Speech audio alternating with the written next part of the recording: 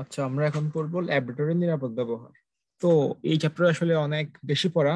তো বেশি পড়া আমরা কিভাবে শর্টলি পড়বো বা কি কি জিনিসগুলো পড়তে হবে, আমরা এই জিনিসগুলো পড়া ট্রাই করবো। আসলে আমাদের সময় তো কম কম সময়ের মধ্যে অনেক বেশি কিছু পড়তে হচ্ছে। তো এই জন্য আমি ট্রাই করবো শুধু যেগুলো যেগুলো ইম্পর্টেন্ট ওই লাইনগুলো বেসিক্যালি স্পেসিফিকলি বলা, ঠিক আছে?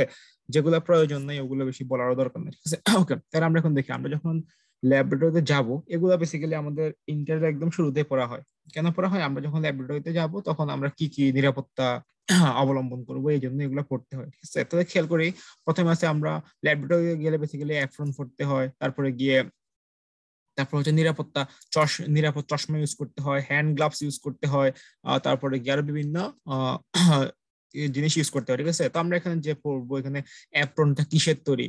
সাদা সুতি কাপড়ের তৈরি। এই জাস্ট কিছু ইনফরমেশন মনে রাখবো, ঠিক আছে? তারপরে এখান থেকে লাইক নিরাপত্তা চশমা কখন ইউজ করব, কি জন্য আমরা নিরাপত্তা চশমা ইউজ করব? যখন উদ্বায়ী রাসায়নিক পদার্থ সহ কাজ করব তখন আমরা নিরাপত্তা চশমা বা গগলস ব্যবহার করব। একটা রাসায়নিক পদার্থ যদি উদ্বায়ী হয় তাহলে সেটা আমাদের চোখে ঢুকে যেতে পারে। তো যখন আমরা উদ্বায়ী রাসায়নিক পদার্থ নিয়ে কাজ করব তখন আমরা কি নিরাপত্তা চশমা ইউজ করবো। ওকে, তাহলে এই ইনফরমেশনটা আমরা মনে রাখবো। এগুলো আসলে মুখস্থ করার কিছু নাই, জাস্ট সিম্পল ইনফরমেশন এগুলো, ঠিক আছে? এগুলো মাথা খাটিয়েও পারা যায়।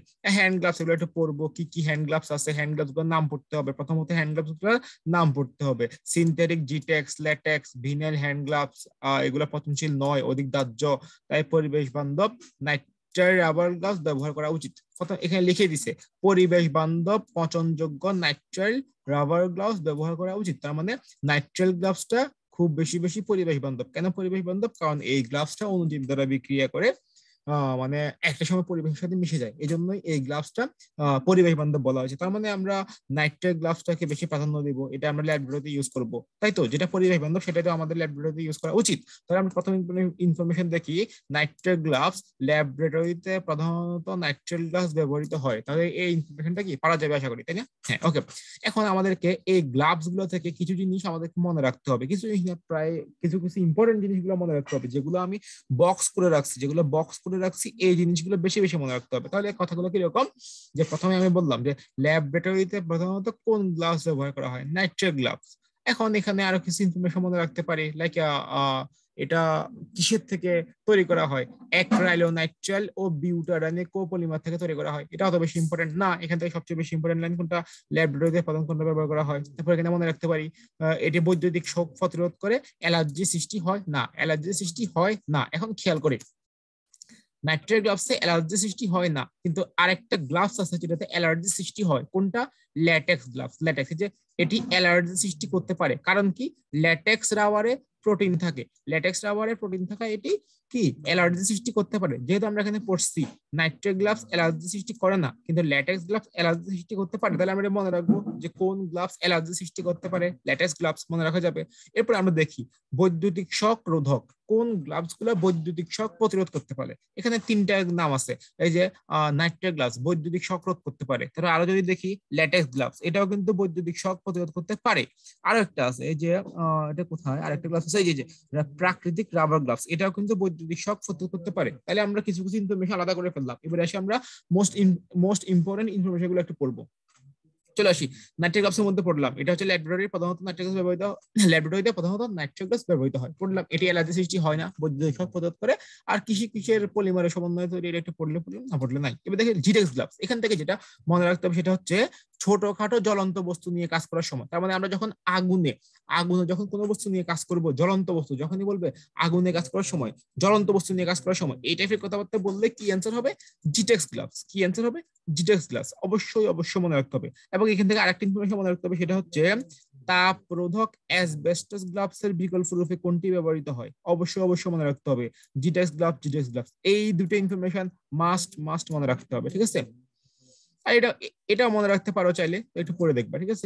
Latex gloves. ল্যাটেক্স গ্লাভস এর মধ্যে প্রথমে বলছিলাম কি এটি অ্যালার্জি সৃষ্টি করতে পারে। কেন অ্যালার্জি সৃষ্টি করতে পারে? কারণ ল্যাটেক্স রাবারে প্রোটিন থাকে, ঠিক আছে? ওকে, তাহলে এটা আমরা পড়লাম। এটি বৈদ্যুতিক শক প্রতিরোধ করতে পারে, এটাও পড়লাম। এখন আমরা আরেকটা ইনফরমেশন মনে রাখবো, সেটা হচ্ছে চামড়ায় ক্ষয় ও জ্বালা সৃষ্টিকারী রাসায়নিক পদার্থের ব্যবহার করে। যখন কোন এমন কিছু রাসায়নিক পদার্থ নিয়ে কাজ করতে বলছি যেগুলা চামড়ায় ক্ষয় করে এবং জ্বালা সৃষ্টি করে, এই ধরনের রাসায়নিক পদার্থ নিয়ে কাজ করার সময় আমরা কোন গ্লাভস ইউজ করবো? Latex gloves. তাহলে চামড়ায় ক্ষয় ও জ্বালা সৃষ্টিকারী রাসায়নিক পদার্থ নিয়ে কাজ করার সময় আমরা কোন গ্লাভস ইউজ করবো? Latex gloves. এই টাইপের ইনফরমেশন গুলো আমাদেরকে মনে রাখতে হবে। এবার চলে আসি, এখানে বলছে কি আমরা এখন পড়লাম কি চামড়ায় ক্ষয় ও জ্বালা সৃষ্টিকারী রাসায়নিক পদার্থ নিয়ে কাজ করার সময় ল্যাটেক্স গ্লাভস। এখন আছে ত্বকে বিরক্তিকর অনুভূতি সৃষ্টিকারী রাসায়নিক পদার্থের সময় কোন গ্লাভস ইউজ করবো? পিভিসি বা ভিনেগার গ্লাভস। এই টাইপের ইনফরমেশন গুলো মনে রাখতে হবে, ঠিক আছে? এখন দেখো তোল জাতীয় পদার্থ নিয়ে কাজ করার সময় ইউজ করবো নিওপ্রিন গ্লাভস। এই ইনফরমেশন গুলো আমাদেরকে কষ্ট করে মনে রাখতে হবে, ঠিক আছে? তার মানে এখানে যেগুলো দাগাই দিচ্ছি এগুলো অবশ্যই অবশ্যই শিখতে হবে কষ্ট করে, ঠিক আছে? ওকে,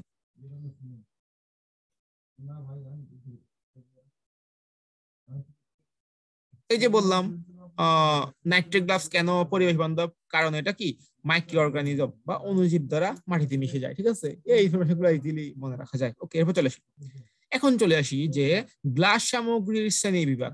দুই ধরনের গ্লাস সামগ্রী নিয়ে আমরা একটু পড়বো। তো আমি আসলে খুব বেশি পড়াচ্ছি না, আমি এখানে হাজার হাজার বইতে যা আছে তাই পড়ানোর ট্রাই করবো, ঠিক আছে? তো খেয়াল করি, সফট গ্লাস, একটা হচ্ছে কি, একটা হচ্ছে সফট গ্লাস, আর একটা হচ্ছে কি হার্ড গ্লাস বা পাইরেক্স গ্লাস। যেটা সফট গ্লাস, এটা হচ্ছে কি সফট গ্লাস, সফট গ্লাস। আর হচ্ছে কি হার্ড গ্লাস, আর হার্ড গ্লাসের অপর নাম কি? Pyrex glass. হার্ড গ্লাসের অপর নাম কি? Pyrex glass. তো নাম শুনেই আমরা বুঝতেছি যেটা সফট, সফট গ্লাস মানে কি নরম কোমল, নরম কোমল, তার মানে এগুলো তাড়াতাড়ি ভেঙে যাবে, তাপ দিলে গলে যাবে। নাম শুনে তো বুঝতেছি সফট গ্লাস, সফট মানে কি নরম, তার মানে কি কোমল, তার মানে এগুলো কি তাপ দিলে গলে যাবে, তাড়াতাড়ি ভেঙে যাবে। আর হার্ড গ্লাস মানে কি শক্ত গ্লাস, এগুলো তার মানে এগুলো কি শক্ত, তার মানে তাপ দিলে সহজে গলবে না। তারপরে এটাকে কি বলা হচ্ছে? Pyrex glass. এটা অবশ্যই অবশ্যই মনে রাখতে হবে। এখন চলে আসি, এগুলা দিয়ে কিছু যন্ত্রপাতি তৈরি হয়, নামগুলা অবশ্যই অবশ্যই মনে রাখতে হবে, অবশ্যই অবশ্যই একদম এক্সট্রা দিয়ে মনে রাখতে হবে, এক্সট্রা দিয়ে মনে রাখতে হবে, অবশ্যই অবশ্যই মনে রাখতে হবে। এখন খেয়াল করি সফট গ্লাস দিয়ে কোনগুলা তৈরি হবে, এটা খুব ইজিলি মনে রাখা যায়। কিভাবে মনে রাখা যায়? ল্যাবরেটরিতে আমরা যেগুলোতে তাপ দিই না, আমরা যেগুলোতে তাপ দিই না, কেন তাপ দিই না? কারণ তাপ দিলে এগুলো গলে যাবে। যেহেতু নামের মধ্যে আছে সফট, সফট তার মানে এগুলোর মধ্যে তাপ দিলে এগুলো ফুট করে গলে যাবে, তার মানে এগুলোর মধ্যে আমরা তাপ দিতে পারবো না। এই ধরনের জিনিসগুলা সফট গ্লাস দিয়ে তৈরি। যেমন কাঁচ নল, এটা আমরা তাপ দিই না। বিকার, বিকার, বিকার নিয়ে কনফিউশন আছে, আমি বিকারটা একটু এখন কেটে দিচ্ছি, বিকার নিয়ে আমি একটু পরে বলতেছি। তাহলে কাঁচ নল, ওয়াশ গ্লাস, ফানেল, ফানেল কি আমরা কখনো তাপ দিই? এটা প্লাস্টিকের মতো, ঠিক আছে? এটা তো তাও এটা সফট গ্লাস দিয়ে তৈরি, ঠিক আছে? এই এই যেগুলোর নাম আছে ভালো করে শিখতে হবে, এগুলা ভালো করে শিখতে হবে, ঠিক আছে? এবার চলে আসি, এই যে বললাম কোমল গ্লাস কম তাপ সহ্য করতে পারে, তাড়াতাড়ি ভেঙে যায়। এবার চলে আসি Pyrex, potash glass, potash glass বা Pyrex glass. Pyrex, Pyrex, Pyrex glass বা পটাশ, শক্ত পটাশ গ্লাস, ঠিক আছে? অবশ্যই অবশ্যই মনে রাখতে হবে নামগুলা। এটা দিয়ে কি কি তৈরি করা হয়?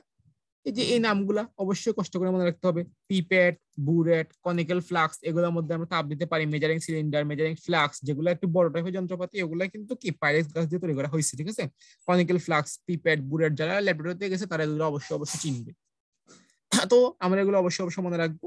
আমরা যদি খেয়াল করি সফট গ্লাস কি কি দিয়ে তৈরি, সফট গ্লাস গুলো মনে রাখতে পারলে কিন্তু আমরা বাকিগুলো পাইরেক্স গ্লাস মনে বলে দিতে পারতেছি, তাই না? হ্যাঁ, খুব ইজি।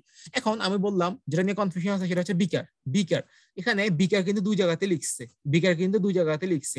এখন আমাদের বেসিক ধারণা এখানে সঠিক অ্যান্সার কি হবে? আমাদের বেসিক কি বলে যে আমরা যদি নর্মালি চিন্তা করি বিকার কিন্তু মোটামুটি বড় একটাই পাত্র, তাই না? বিকার হচ্ছে যে এরকম,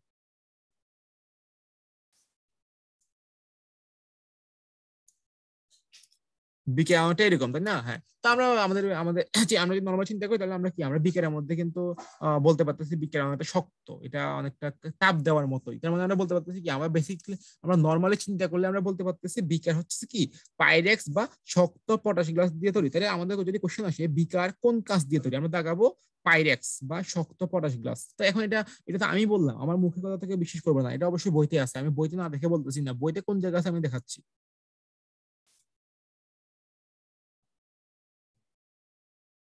আমি যদি বই থেকে দেখাই, এটা বইতে কোন জায়গা আছে আমি দেখাচ্ছি, সেটা হচ্ছে যে আহ, আহ, আহ,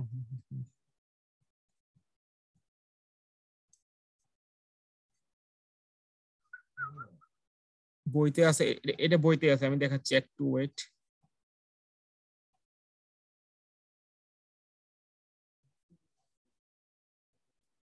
এটা বইতে আছে, বইতে আছে বিকার কি দিয়ে তৈরি? পাইরেক্স গ্লাস দিয়ে। দেখুন বইতে আছে কোথায়, আমি একটু খুঁজে নিই, তাহলে দেখাচ্ছি। এই যে বিকার, বিকার, এই যে বিকার কি এখানে কি লিখছে, এখানে আমাদের বিকার কি দিয়ে? পাইরেক্স গ্লাস দিয়ে তৈরি, ঠিক আছে? তাহলে এটা অ্যান্সার কি দেখাবো? Pyrex glass. কোনোভাবে সফট গ্লাস দেখানো যাবে না, পাইরেক্স, পাইরেক্স, পাইরেক্স, অ্যান্সার হচ্ছে কি পাইরেক্স। ওকে, তাহলে এটা ক্লিয়ার, আমাদের এতটুকু পর্যন্ত ক্লিয়ার। এবার চলে আসি, এবারে যেগুলো আছে এগুলো ইম্পর্টেন্ট টপিক, এগুলো একটু পড়ে ফেলি। তাহলে এখানে দেখো খেয়াল করি, পাইরেক্স গ্লাস মানে শক্ত কাঁচ, শক্ত পটাশ কাঁচ কি দিয়ে ধরি, জিঙ্ক অক্সাইড আর বেরিয়াম বোরোসিলিকেটের মিশ্রণ। আর সফট গ্লাসকে কি ধরি, কি দিয়ে ধরি, সোডিয়াম আর ক্যালসিয়াম সিলিকেটের মিশ্রণ থেকে। ঠিক আছে, এগুলো মনে রাখতে হবে, একটু কষ্ট করে এই যে সংকেতগুলো দেখবো, সংকেতগুলো দেখলে বুঝতে পারতেছে যে ব্যারিয়াম বোরোসিলিকেট, ব্যারিয়াম বোরোসিলিকেট। ঠিক আছে, আর এখানে বলছে ইজিলি মনে রাখা যাবে পাইরেক্স গ্লাস কি আর সফট গ্লাস কি, একটু কষ্ট করে মনে রাখবো। এবার চলে আসি যে ল্যাবরেটরিতে ব্যবহৃত গ্লাস সামগ্রী ধৌতকরণ। এখন খেয়াল করি এখানে কিছু মানে পরিষ্কারকের নাম আছে, গ্লাস যেগুলো দিয়ে আমরা গ্লাস সামগ্রী পরিষ্কার করতে পারবো। এখন নামগুলো কি কি, একটা আছে সোডিয়াম কি, একটা হচ্ছে কি সোডিয়াম কার্বনেট, ডিটারজেন্ট, ডেকন-19, ক্রোমিক অ্যাসিড মিশ্রণ। এখন এগুলো দিয়ে আমরা গ্লাস সামগ্রীগুলো ধুইতে পারবো। এখন যখনই সোডিয়াম কার্বনেটের কথা আসবে তখনই আমাদেরকে মনে রাখতে হবে 10% এবং লঘু দ্রবণ।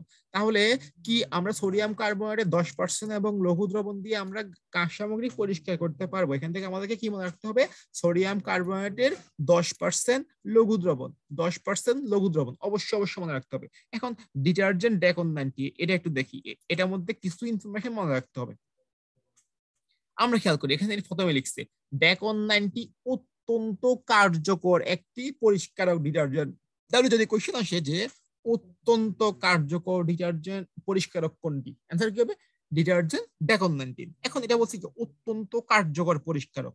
আবার আরো কিছু ইনফরমেশন মনে রাখতে হবে, সেটা হচ্ছে কি এটি পরিবেশ বান্ধব। এটি কি পরিবেশ বান্ধব, আমরা একটু আগে পড়ছিলাম পরিবেশ বান্ধব বললে কি এগুলো হচ্ছে অণুজীব দ্বারা ভাঙনযোগ্য বা অণুজীব দ্বারা বায়োডিগ্রেডেবল। তার মানে কি এটাও কি, যেহেতু পরিবেশ বান্ধব বলছে, এটাও হবে কি অণুজীব দ্বারা ভাঙনযোগ্য বা বায়োডিগ্রেডেবল। ওকে, এগুলো মনে রাখতে পারবো। এবং আরেকটা জিনিস মনে রাখতে হবে, সেটা হচ্ছে ফসফেট মুক্ত, ফসফেট মুক্ত। তাহলে ফসফেট মুক্ত ডিটারজেন্ট কোনটি, ডিটারজেন্ট ডেকন-19। কোশ্চেন আসতে পারে ডিটারজেন্ট ডেকন-19 সম্পর্কে কোন তথ্যটি ভুল, তখন ফসফেট মুক্ত এর জায়গায় ফসফেট যুক্ত দিয়ে দিবে। এই ইনফরমেশনটা খুব ভালো করে খেয়াল রাখতে হবে, ফসফেট মুক্ত নাকি ফসফেট যুক্ত। তাহলে আমরা ডিটারজেন্ট ডেকন-19 নিয়ে আমরা কি কি পড়লাম, এটি অত্যন্ত কার্যকর পরিষ্কারক, এটি পরিবেশ বান্ধব, এটি অণুজীব দ্বারা ভাঙনযোগ্য বা বায়োডিগ্রেডেবল, এবং এটি ফসফেট মুক্ত পরিষ্কারক। তার মনে রাখা যাবে। তাহলে কোশ্চেন আসতে পারে অত্যন্ত কার্যকর ডিটারজেন্ট কোনটি, ডিটারজেন্ট ডেকন-19। এখন আমরা পড়লাম কি অত্যন্ত কার্যকর পরিষ্কারক হচ্ছে ডিটারজেন্ট ডেকন-19। এখন আবার কোশ্চেন আসতে পারে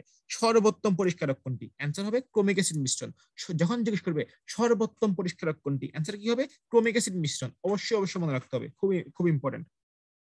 এবার চলে আসি, এই লাইনটা ভালো করে দেখাতে হবে যে গ্লাস, ভালো করে দেখাতে হবে গ্লাস সামগ্রীর গায়ে বিশেষত বুলেটে, বিশেষত বুলেটে, বিশেষত বুলেটে, এটা ভালো করে দেখাতে হবে, বিশেষত বুলেটে লেগে থাকা গ্রিস বা তেল জাতীয় পদার্থ দূরীকরণে কি ব্যবহার করা হয়, ক্রোমিক অ্যাসিড মিশ্রণ। তাহলে কি বলছি, বুলেটে লেগে থাকা গ্রিস বা তেল জাতীয় পদার্থ দূরীকরণে কি ব্যবহার করা হয়, ক্রোমিক অ্যাসিড মিশ্রণ।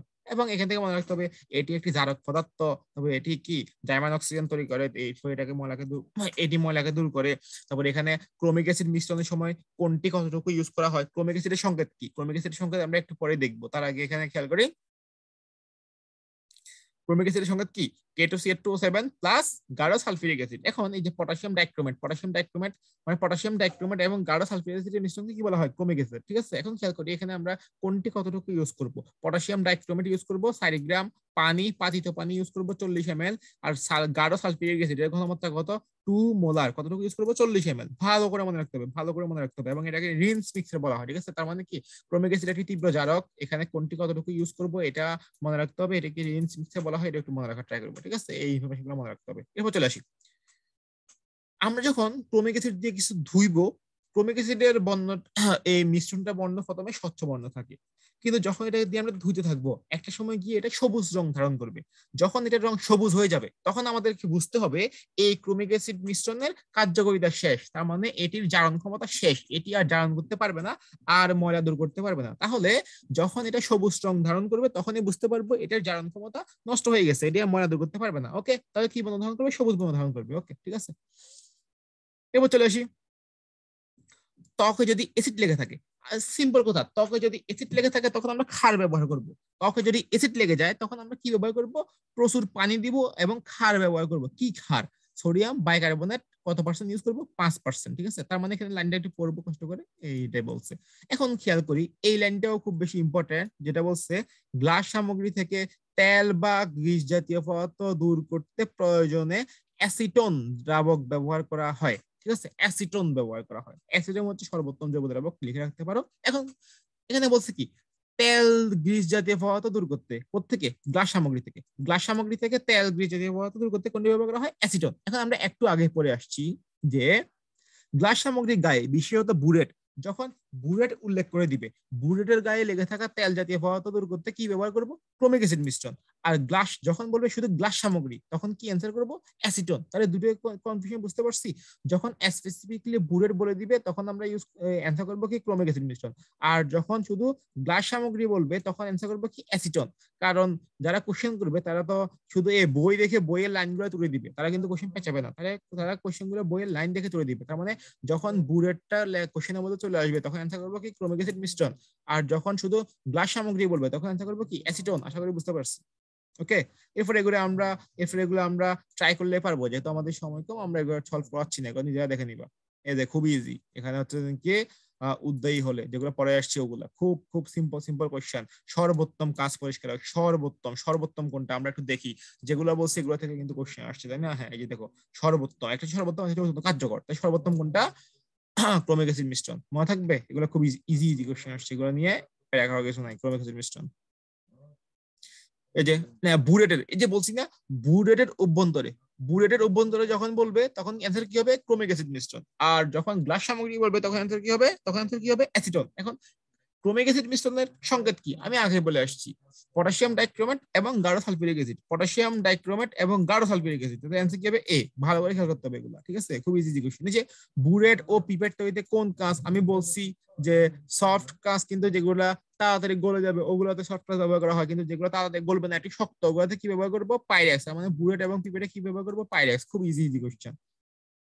এবার চলো আসি, এবার বলছে কি যে এখন বলছে, যখন আমরা অনেক সময় দেখি না কাঁচের উপর নকশা করে, আমরা একটু যদি ছবিটা দেখি, আমি একটু দেখাই, স্টপ শেয়ার, আমি একটু দেখাচ্ছি কাঁচের উপর নকশা ব্যাপারটা কিরকম। এই যে, আশা করি দেখা যাচ্ছে আসুক, তারপর দেখা যাবে।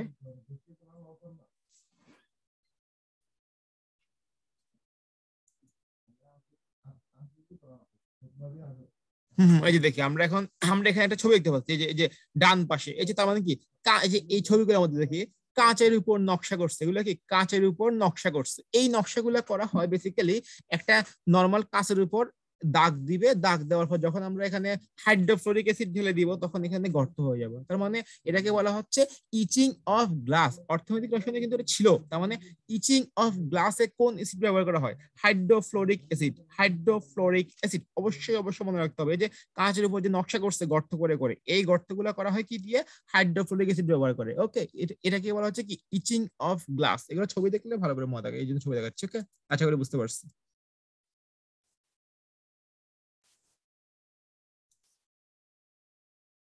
ওকে, এখন চলে আসি, তাহলে আমরা কি ধরবো, হাইড্রোফ্লোরিক অ্যাসিড ব্যবহার করবো, ঠিক আছে? এরপর চলে আসি যে এগুলো একটু পড়বো, কি কি উৎপন্ন হয়, এগুলো লাগবে না, ওটাই বেশি ইম্পর্টেন্ট ইনফরমেশন।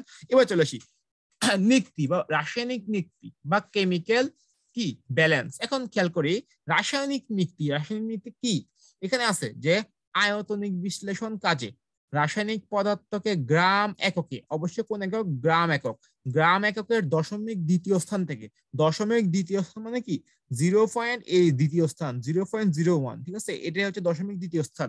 দশমিক দ্বিতীয় স্থান থেকে চতুর্থ স্থান পর্যন্ত, যে দশমিক 1 2 3 4, এই চতুর্থ স্থান পর্যন্ত, দশমিক দ্বিতীয় স্থান থেকে চতুর্থ স্থান পর্যন্ত পরিমাপের জন্য ব্যবহৃত নিক্তিকে রাসায়নিক নিক্তি বা কেমিক্যাল ব্যালেন্স বলা হয়। তাহলে কোশ্চেন আসতে পারে, রাসায়নিক নিক্তির সাহায্যে কত থেকে কত গ্রাম পর্যন্ত বস্তুর পরিমাপ করা যায়? তাহলে এই অ্যান্সারটা হবে 0.01 থেকে 0.0001 গ্রাম। তার মানে দশমিকের পরে 2 ঘর থেকে দশমিকের পরে 4 ঘর গ্রাম পর্যন্ত ওজনের বস্তুগুলো পরিমাপ করা যায়। আশা করি বোঝা গেছে। তার মানে আমাদেরকে এই রেঞ্জটা অবশ্যই মনে রাখতে হবে, ঠিক আছে? এখন চলে আসি কেমিক্যাল ব্যালেন্সের প্রকারভেদ। কেমিক্যাল ব্যালেন্স দুই প্রকার, একটা হচ্ছে পলবুঙ্গি ব্যালেন্স আর একটা হচ্ছে সার্টোরিয়াস ব্যালেন্স। এখন পলবুঙ্গি ব্যালেন্সটা বেসিক্যালি ইম্পর্টেন্ট, সার্টোরিয়াস ব্যালেন্স তেমন লাগে না। এখন পলবুঙ্গি ব্যালেন্স আর সার্টোরিয়াস ব্যালেন্সের মধ্যে পার্থক্য আছে, এটা একটু পরে বলতেছি। খেয়াল করি, আমরা আগে দেখি যে আমরা আগে দেখি পলভঙ্গি ব্যালেন্সের গঠনটা আমরা একটু দেখে আসি, তাহলে আমরা এগুলো একটু পরে পড়তেছি, ঠিক আছে? আমরা আগে পলভঙ্গি ব্যালেন্সের গঠনটা দেখি। এখন পলভঙ্গি ব্যালেন্সের 4টা পার্ট, কি কি পার্ট? প্রথমে আছে কাঁচের, আমরা ছবি দেখি, ছবি দেখলে বুঝতে পারবো যে প্রথমে আছে কি কাঁচের বক্স যুক্ত বেদি, কাঁচের বক্স যুক্ত বেদি বা বেস, ঠিক আছে? তারপর আছে কি বিম, আচ্ছা কাঁচের বক্স যুক্ত বেদি বা বেস, স্তম্ভ বা কলাম, এই যে এটা এই এই জিনিসটা হচ্ছে কি স্তম্ভ বা কলাম, এই জিনিসটা হচ্ছে বেদি বা বেস, এটা হবে কাঁচের বক্স যুক্ত, একটু পরে দেখাবো। এটা হচ্ছে স্তম্ভ বা কলাম, ঠিক আছে? স্তম্ভ বা কলাম। আর কি আছে? আর আছে তুলাদণ্ড বা দাগান্বিত বিম ও পাল্লা, আর আছে রাইডার। এই যে এই জিনিসটা হচ্ছে দাগান্বিত বিম, এটা হচ্ছে দাগান্বিত বিম, এবং এটা হচ্ছে কি পাল্লা, এটা হচ্ছে পাল্লা, এটা হচ্ছে কি পাল্লা। আর এই যে এটা হচ্ছে রাইডার, এখানে দিয়ে ছোট কয়েকটা আছে, এটাকে বলা হচ্ছে কি রাইডার। এখন পাল্লা কয়টা থাকে? যে কোনো নৃত্যের মধ্যেই পাল্লা থাকে, এই যে দুইটা পাল্লা থাকে। কয়টা? দুইটা। আমরা এটা সবাই জানি, ঠিক আছে? তাহলে এখন কথা হচ্ছে কি, এই যে এটা কি বাম পাশের পাল্লা, এটা হচ্ছে লেফট পাশের পাল্লা, এটা হচ্ছে রাইট সাইডের পাল্লা।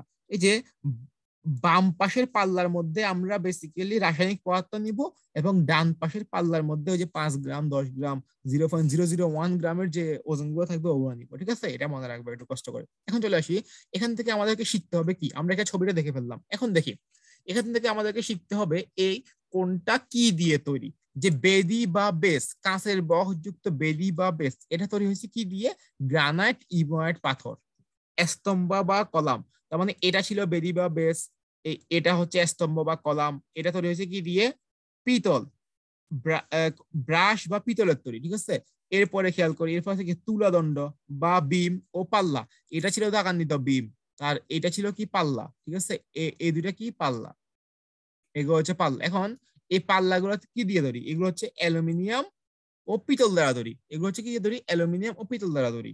আর রাসায়নিক নীতির প্রধান অংশ কোনটা? এই তুলাদণ্ড বা দাগান্বিত বিম বা তুলাদণ্ডই হলো কি রাসায়নিক নীতির প্রধান অংশ। তার মানে এই যে এই জিনিস, এই দাগান্বিত জিনিস, এই দাগা এখান দিয়ে দাগ কাটা দাগ কাটা আছে, এই জিনিসটাই হচ্ছে কি এই রাসায়নিক নীতির প্রধান অংশ, মনে রাখতে হবে, খুব ইম্পর্টেন্ট। এরপর আছে রাইডার, রাইডারটা কি দিয়ে তৈরি? প্লাটিনাম বা অ্যালুমিনিয়াম দিয়ে তৈরি, কষ্ট করে হইলেও এগুলো মুখস্থ করতে হবে। এবং রাইডারটা কতটুকু ওজনের হয়, কতটুকু ভরের হয়? 5 গ্রাম বা অথবা 20 মিলিগ্রাম, 5 মিলিগ্রাম অথবা 20 মিলিগ্রাম। এখন আমরা এটা একটু ছবি দেখে পড়তে পারি, ছবি দেখে পড়লে তো মন্দ নয়, তাই না?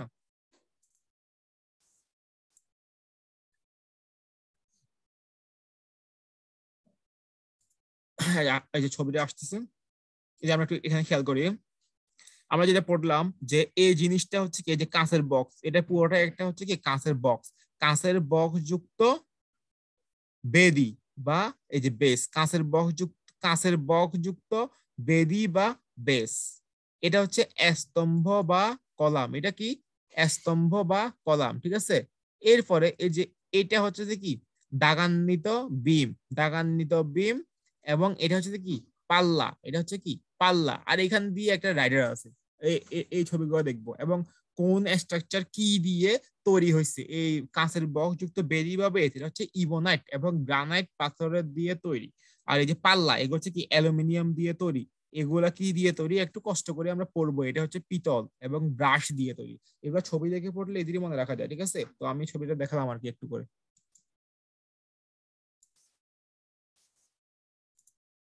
ওকে, তাহলে আমরা এখান থেকে কি কি পড়বো বুঝে গেছি আশা করি, ঠিক আছে? এখান থেকে আর তেমন কিছু পড়ার নাই। আর এই যে এখানে যে ক্যালকুলেশন গুলো আমরা মনে না রাখলেও আশা করি অত সমস্যা নেই।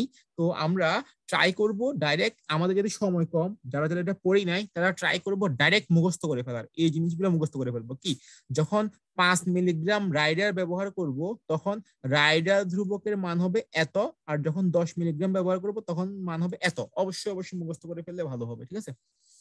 এরপরে আমরা চলে আসি, কিছু জিনিস বাদ দিয়ে আসছি, ওগুলো একটু পরে খেয়াল করি। তাইলে আমরা দেখি এই যে এই উভয় ব্যালেন্সের পার্থক্য, মানে পলভঙ্গি এবং সার্টোরিয়াস ব্যালেন্সের মধ্যে পার্থক্যটা কোথায়? মেন পার্থক্যটা হচ্ছে এই যে আমরা যে পড়লাম, এই যে এখানে কি এই যে দাগান্বিত বিম পড়ছি না, এটা হচ্ছে কি দাগান্বিত বিম, তাই না? হ্যাঁ, ওটা হচ্ছে কি দাগান্বিত বিম। এখন এই পলভঙ্গি ব্যালেন্সে এই বিমের মধ্যে দাগটা কিভাবে থাকে? এই পলভঙ্গি ব্যালেন্সে এই বিমের মধ্যে দাগটা থাকে বাম প্রান্তের দাগে শূন্য। তার মানে এই যে দাগান্বিত, এই দাগান্বিতের মধ্যে এই বাম প্রান্তের দাগে থাকে 0 এবং ডান প্রান্তের দাগে থাকে কত 100। এটা হচ্ছে পলভঙ্গি ব্যালেন্সের ক্ষেত্রে। ওকে, এটা হচ্ছে পলভঙ্গি ব্যালেন্সের ক্ষেত্রে। এই যে দেখি এখানে হচ্ছে 0, এখানে হচ্ছে 100, ঠিক আছে। তার মানে পলভঙ্গি ব্যালেন্সে এই যে দাগান্বিত বিম, এখানে বাম প্রান্তে 0 এবং ডান প্রান্তে 100 নাম্বার দাগ থাকে। কিন্তু সার্টোরিয়াস ব্যালেন্সের ক্ষেত্রে তখন তখন কি হয়, যখন সার্টোরিয়াস ব্যালেন্স হবে, সার্টোরিয়াস ব্যালেন্সের ক্ষেত্রে দাগান্বিততা হবে এইভাবে, মাঝখানে হবে 0, এই পাশে হবে 50, আর এই পাশে হবে 50। মানে মাঝখানে সুন্দর, এখান থেকে 1 2 করে 50 ঘর, এখানে 1 2 করে 50 ঘর। মানে সার্টারের ব্যালেন্সের ক্ষেত্রে দাগান্বিততা এরকম। এটাই হচ্ছে বেসিক পার্থক্য। এখানে এটা লিখছে, এটা পড়লেই আমরা বুঝতে পারবো। ঠিক আছে, আশা করি বোঝা গেছে। এবার চলে আসি রাসায়নিক ক্ষয়কারক রাসায়নিক পদার্থের ক্ষেত্রে আমরা রাব ব্যালেন্স ইউজ করবো। একটু মনে রাখবো, রাব ব্যালেন্স তার মানে আমরা ওই যে ইউজ করি না রাব, রাব খাতার মধ্যে ছিঁড়ে গেলেও সমস্যা নাই, এই জন্য মনে রাখবো যে ক্ষয়কারক রাসায়নিক পদার্থের ক্ষেত্রে আমরা রাব ব্যালেন্স ইউজ করবো। ঠিক আছে, এবার মনে রাখবো। প্রাইমারি স্ট্যান্ডার্ড পদার্থ ওজনের ক্ষেত্রে কি 0.74, এটা আমরা একটু পরে আসতেছি, একটু পরে আমরা এই পড়াগুলো পড়বো। ঠিক আছে, এখন প্রাইমারি স্ট্যান্ডার্ড পদার্থের বৈশিষ্ট্য অবশ্যই অবশ্যই অবশ্যই শিখতে হবে। প্রাইমারি সেকেন্ডারি স্ট্যান্ডার্ড পদার্থের বৈশিষ্ট্য এগুলো আমরা আগেও পড়ছি। কিরকম বৈশিষ্ট্য? সেটা হচ্ছে প্রাইমারি স্ট্যান্ডার্ড পদার্থ, একটা ইনফরমেশন আগে মনে রাখবো, সেটা হচ্ছে এগুলো বিশুদ্ধ রাসায়নিক পদার্থ। যে রাসায়নিক পদার্থগুলো বিশুদ্ধ, তাহলে এগুলো আমি সিম্পলি বলতে পারতেছি, এগুলো যেহেতু বিশুদ্ধ রাসায়নিক পদার্থ, এগুলা বায়ুর উপাদানের সাথে বিক্রিয়া করবে না, রাসায়নিক নীতিতে কোনো ক্ষয় করবে না, এবং এদের দ্বারা প্রস্তুত দ্রবণের ঘনমাত্রা অপরিবর্তিত থাকবে। এই বৈশিষ্ট্যগুলো আমরা ইজিলি মনে রাখতে পারবো, এবং উদাহরণগুলো মনে রাখবো, একটু পরে আসতেছি। আরে যে এটা মনে রাখতে পারি, কঠিন সেকেন্ডারি পদার্থ ওজন নিতে রাব ব্যালেন্স ব্যবহার করব, আর তরল গুলা পরিমাপের ক্ষেত্রে কি মেজারিং মেজারিং সিলিন্ডার ব্যবহার করবো। ঠিক আছে, হ্যাঁ, তরল গুলো মেজারিং সিলিন্ডারের ছবি আমরা একটু পরে দেখবো।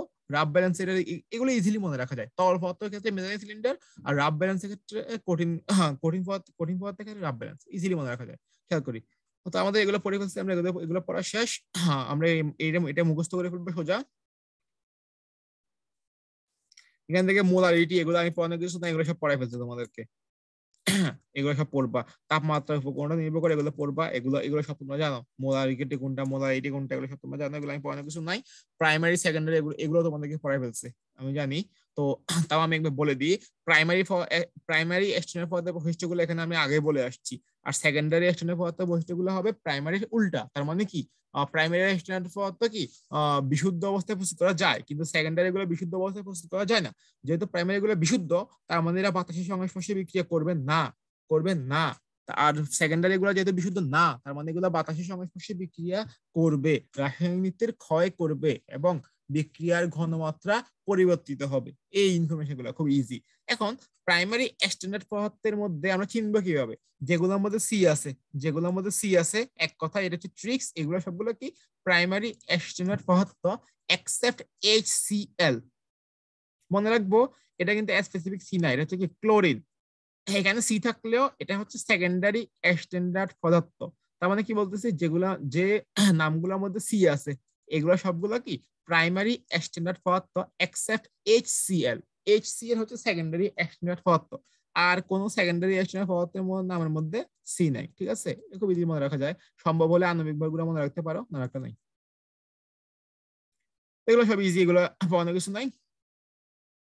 এখন চলে আসি 2 ডিজিট ব্যালেন্স, 2 ডিজিট ও 4 ডিজিট। খুব ইজি, এখানে বেশি কিছু মনে রাখার নাই, এগুলো খুব অল্প পড়া, আমি পড়া দিচ্ছি, 5-6 মিনিট লাগবে।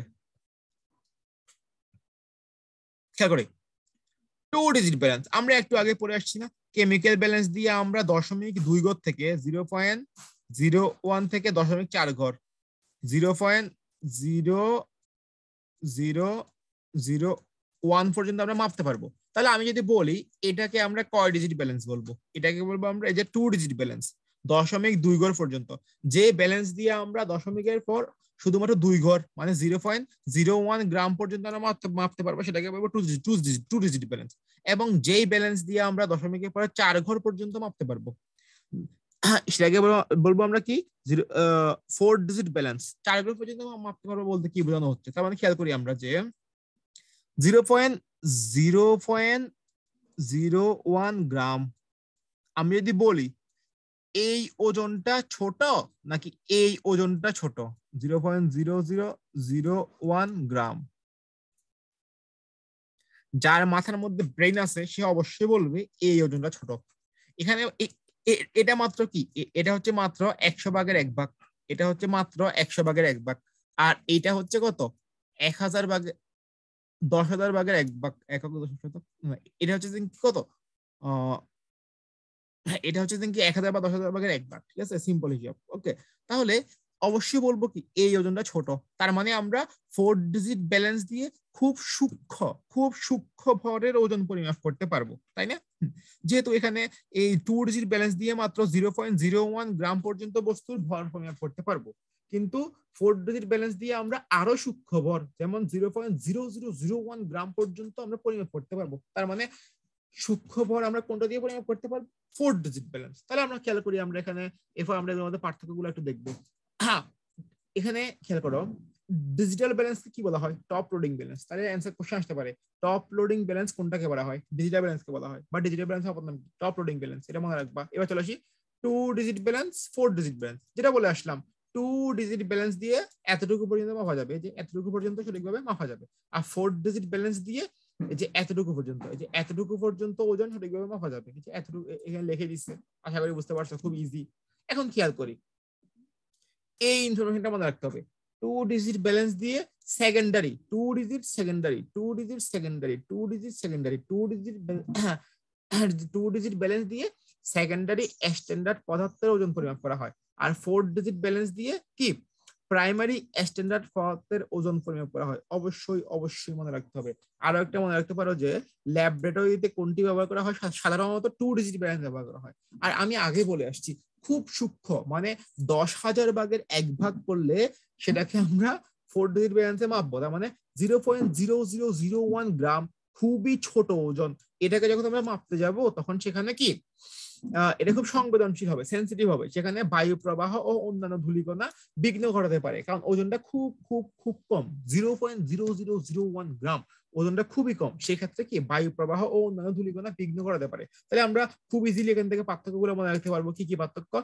যে 2 ডিজিট ব্যালেন্স দিয়ে 0.01 গ্রাম পর্যন্ত সঠিকভাবে পরিমাপ করা যায়, আর 4 ডিজিট ব্যালেন্স দিয়ে 0.0001 গ্রাম পর্যন্ত সঠিকভাবে পরিমাপ করা যায়। 2 ডিজিট ব্যালেন্স দিয়ে সেকেন্ডারি স্ট্যান্ডার্ড পদার্থ পরিমাপ করা যায়, 4 ডিজিট দিয়ে প্রাইমারি স্ট্যান্ডার্ড পদার্থ সঠিকভাবে পরিমাপ করা যায়। ল্যাবরেটরিতে 2 ডিজিট ব্যালেন্স সাধারণত ব্যবহৃত হয়, আর 4 ডিজিট ব্যালেন্স সংবেদনশীল এবং বায়ু প্রবাহ এক্ষেত্রে বিঘ্ন ঘটাতে পারে। খুব সিম্পল কথা, ঠিক আছে? তাহলে এরপর এগুলো আমরা পড়ে দেখলাম, একটু পড়ে না পড়লে তোমাদের ইচ্ছা, তবে এই ইনফরমেশনগুলো অবশ্যই অবশ্যই অবশ্যই পড়তে হবে, ঠিক আছে? এখন দেখো, ডিজিটাল ব্যালেন্স ব্যবহারে সাবধানতা আর সুবিধা। সুবিধা কি? সুবিধা হচ্ছে এক্ষেত্রে তোমার ওজন বাক্স লাগে না, তারপর গিয়ে তোমার কোনো রাইডারের প্রয়োজন হয় না, সময়ও কম লাগে, সঠিক ওজন আসে, এগুলো হচ্ছে সুবিধা। আর তোমার সাবধানতা গুলো একটুখানি পড়বা, এই ক্ষেত্রে এই জিনিসগুলো ওজন করা যাবে না। এই সিম্পল হিসাব, খুব ইজি, লাগবেও না। এই যে পার্থক্য গুলো পড়বা, পার্থক্য গুলো পড়বা। এই যে আমি বলছিলাম যে মানে এই পাল্লাটা যদি এরকম হয়, এই যে এটা যদি পাল্লা হয়, বাম পাশের পাল্লার মধ্যে আমরা কি নিব? রাসায়নিক পদার্থ নিব। আর ডান পাশের পাল্লা কি নিব? ওজন, মানে 0.01 মিলিগ্রাম, 5 মিলিগ্রাম, 10 মিলিগ্রামের ওজন গুলো আমরা এখানে নিব। আর রাসায়নিক পদার্থ নিব এই যে বাম পাশেটাতে, ঠিক আছে? এগুলো পড়বে, এগুলো খুব ইজি। হ্যাঁ, এরপর দেখি, এখানে মানে বেসিক্যালি বলতে হয়েছে পলভঙ্গি ব্যালেন্স এবং ডিজিটাল ব্যালেন্সের মধ্যে পার্থক্য আর কি, খুব ইজি। এই যে তোমার পলভঙ্গিতে ওজন দিতে বেশি সময় লাগবে, এখানে কম সময় লাগে। তারপর এখানে তোমার বিদ্যুতের প্রয়োজন হয় না, এখানে বিদ্যুতের প্রয়োজন হয়। এখানে তোমার মানে ওজনের সূক্ষ্মতা কম, আর ডিজিটালের মধ্যে ওজনের সূক্ষ্মতা বেশি, ব্যক্তিগত ভুল থাকে না। তারপরে গিয়ে তোমার এখানে রাডার লাগে, এখানে রাডার লাগে না। খুব ইজি ইজি কোশ্চেন এগুলো। এই যে দেখো, 2 ডিজিট আর 4 ডিজিট ব্যালেন্সের মধ্যে পার্থক্য, যেগুলো আমি একটু আগে পড়াই দিচ্ছি। এখানে এখানে 2 ডিজিট ব্যালেন্স রাফ ব্যালেন্স হিসেবে ব্যবহৃত হয়, এখানে খুব ছোট বড় করে করা যায়। তো এখানে হচ্ছে ম্যাক্রো, যেহেতু যেহেতু 0.01, আর এখানে 0.0001 গ্রাম, তার মানে এটা হচ্ছে মাইক্রো, এটা হচ্ছে ম্যাক্রো, ঠিক আছে? বুঝতে যায় এগুলা। মাইক্রো মানে খুবই ক্ষুদ্র। তারপর এখানে কি, যেহেতু এখানে মোটামুটি বড় ওজন পরিমাপ করা যায়, এখানে পরিবেশ, তাপমাত্রা, চাপ এগুলো সব থাকবে না, আর এখানে প্রভাবিত হবে, সিম্পল হিসাব, ঠিক আছে? এগুলো পড়বে, এগুলো আমি পড়ে দেওয়ার কিছু নাই। অনেক দেখো, এই যে পরীক্ষা কারণে সেকেন্ডারি ব্যবহৃত হয়, এগুলো সব তোমরা পারো, এগুলো খুব ইজি।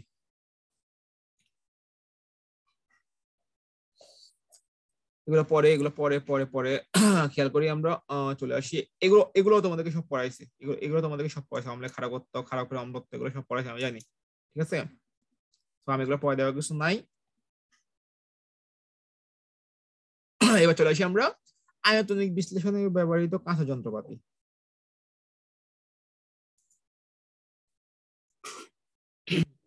এখন আমরা দেখি রাসায়নিক বিশ্লেষণকে দুই ভাগে ভাগ করছে, একটা হচ্ছে আঙ্গিক বিশ্লেষণ আর একটা হচ্ছে মাত্রিক বিশ্লেষণ। সহজ কথায় বলতে গেলে আঙ্গিক বিশ্লেষণ বলতে আমরা বুঝি আমরা যে ল্যাবরেটরিতে ওই যে আয়ন শনাক্তকরণ করছিলাম, ক্যাটায়ন অ্যানায়ন শনাক্তকরণ করছিলাম ল্যাবরেটরিতে কেমিস্ট্রি পরীক্ষায়, ওগুলাকে বলা হচ্ছে আঙ্গিক বিশ্লেষণ। আর মাত্রিক বিশ্লেষণ মানে পরিমাণ নির্ণয়। তো আমরা আস্তে আস্তে আসতেছি, মানে সিম্পল কথা বলতে গেলে আয়ন শনাক্তকরণ হচ্ছে আঙ্গিক বিশ্লেষণ, আর বিভিন্ন পরিমাণ নির্ণয় এবং টাইট্রেশন এগুলো হচ্ছে মাত্রিক বিশ্লেষণ। একদম সোজা কথা। তাহলে আঙ্গিক বিশ্লেষণ মানে কি, যে ক্যাটায়ন অ্যানায়ন শনাক্তকরণ, ঠিক আছে, বাকিটা পড়বা বংশং। মাত্রিক বিশ্লেষণ এটা একটা হচ্ছে ভর ভিত্তিক বিশ্লেষণ, আর এটা হচ্ছে আয়তনিক বিশ্লেষণ। ওই যে ভর ভিত্তিক বিশ্লেষণের মাধ্যমে ওই যে আমরা বিভিন্ন পদক্ষেপ সৃষ্টি করে ওইটার গ্রাম ওজনে পরিমাপ নিতাম, তারপরে বলতাম এত গ্রাম পরিমাপ আসছে, এগুলো আর কি, এগুলো তোমরা ল্যাবরেটরিতে যদি প্র্যাকটিক্যাল করো তাহলে করছো। আর আয়তনিক বিশ্লেষণ এক কথায় বলতে গেলে টাইট্রেশন, এক কথায় বলতে গেলে কি টাইট্রেশন। তো টাইট্রেশন এটা তোমাদেরকে বেসিক্যালি ইয়াতে পড়াইছে, কেমিস্ট্রি সেকেন্ড পেপারে পরিমাণগত রসায়নে কিন্তু পড়াইছে, তাই না? এগুলো পড়ানোর বেশি কিছু নাই। তাহলে আমি তাও একটু দেখাই দিব টাইট্রেশনটা কি। তাহলে আমি একটু দেখাই টাইট্রেশনটা কি, খুব সিম্পল ভাবে বলবো। টাইট্রেশনটা যদি আমি দেখাই সেটা হচ্ছে কি, যারা টাইট্রেশন করছো তারা বলতে পারবা, যারা করো না তারা কিন্তু একটু কম বুঝবা। টাইট্রেশনটা হচ্ছে বেসিক্যালি তোমার দেখো, খেয়াল করো টাইট্রেশন। আমি এখানে টাইট্রেশনটা কি সেটা বলবো না, আমি বলবো এখানে কি ইউজ করা হয়। তো আমরা দেখি, আমরা মনে করো এখানে এটা কি কনিক্যাল ফ্লাস্ক, কনিক্যাল ফ্লাস্কের মধ্যে আমরা অ্যাসিড নিলাম এবং কি নির্দেশক নিলাম। এটা হচ্ছে যে কি নির্দেশক, মনে করো আমরা এখানে নির্দেশক নিলাম, ঠিক আছে। এরপরে মনে করো এখানে আমরা এই যে এটা নেওয়ার পর এই পাত্রটাকে আমরা এখানে আনলাম, ঠিক আছে। আনার পর এটা হচ্ছে কি, এটা হচ্ছে যে কি, এটা হচ্ছে তোমার বুরেটের স্ট্যান্ড, ঠিক আছে। আর এটা হচ্ছে যে কি বুরেট, এটা কি বুরেট, ঠিক আছে। এটা মানে পুরোটা হচ্ছে বেসিক্যালি বুরেট বলতে পারো। এখন দেখো এই এখানে তো আছে অ্যাসিড, এখানে এখানে নিব ক্ষার, এখানে নিব কি ক্ষার, এখানে নিব কি ক্ষার, ঠিক আছে।